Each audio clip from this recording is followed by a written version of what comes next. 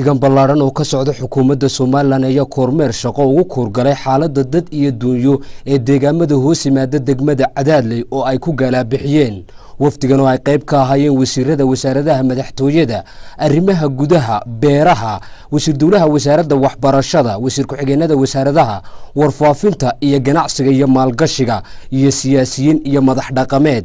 wafdigan ayaa booqasho ku tagay isla markaana ku kormeeray dhismaha dugsiga boodhanka ah ee Cadaadley oo ahaa boodhan ay wax ku baran jireen muddo hore dhalinyarada ka soo baxday Soomaaliland oo qaar ay yihiin siyaasiyiin wafdigan ayaa madal si weyn looga soo shaqeeyay loogu soo dhaweeyay oo ay ka qayb galeen qaybaha kala duwan ee bulshada ku dhaqan degmada Cadaadley gudoomiyaha degmada Cadaadley mudane Muuse Maxamed Magan ayaa si qoto dheer uga waramay taariikhda faca weyn ee deegaanka Cadaadley iyo iskuulka boodhanka ah oo imika burbursan iyo dayactirka badan ee ka muuqda iyo sida ay waajib u tahay in la dhiso wasiirka wasaaradda madaxtooyada Soomaaliland mudane Xirsi Cali Xaaji Xasan oo isagu wafdigan hogaaminaya ayaa si qoto dheer uga waramay mashaariicda dhinacyada horumarida ah ee xukuumaddan ay talada haysa ay qaaday isla markaana sharaxay in wax wada qabsiga bulshada oo kaashanaya xukuumadda talada haysa ay gaarsiiso ummadda horumar ballaaran oo ah waxa ay Soomaaliland maanta ku faanayso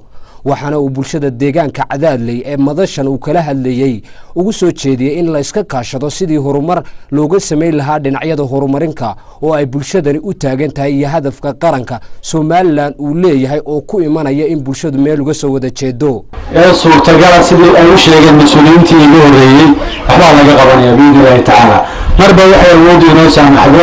waxba laga qabanaya hadana ka dhigo haday ahayd iskuulka waa la sheegay hadday tahay wadada waan sii marayna jarato wixii laga qaban karo insha Allah taala waa ka qabanaynaa sidoo kale waxay ku jiri doontaa haddii Allah wada garaado degmooyin iyo Cadaadley degmooyinka dalka oo dhan qorshaha master plan-ka ay sida isugu xirmayaan network-ga wadooyinku sida isugu xirmayaan ama waxa la yiraahdo blow network master plan-ka dalkaana ku soo saarayna degmooyinka oo dhan sida waqtiga madaxweynuhu horumarka dalka oo dhan ka socda isaga hormuud ah isagana noo soo dagaalkan nimaadno idinku dalab aan noo timaadeen ama cid soo khasabtay ma jirin annaga madaxweynuhu soo diray waxaana dirayso iyadana nawada mas'uuliyadiina saaray ee madaxweynaha ku kaliftay halka noo soo diro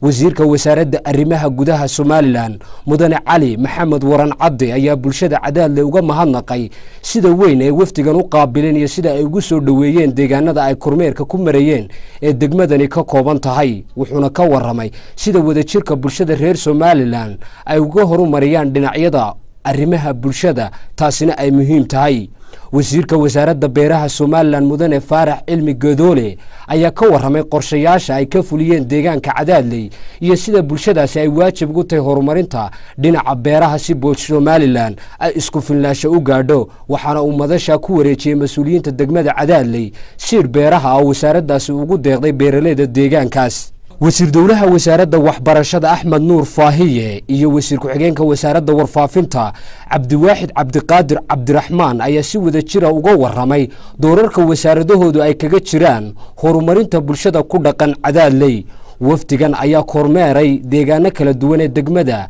Cadaadley hoos yimaada qaybaha kala duwan ee bulshada ku dhaqan degmada Cadaadley sida madax dhaqameed haween iyo dhalinyaro ayaa guud ahaantood wafdigan uga mahadnaqay sida ay u yimaadeen ee booqashada ugu yimaadeen deegaankan waxaana iftiimiyeen sida ay u garab taagan yihiin xukuumadda Soomaaliland iyo mashaariicda ay degmadan ka hirgelisay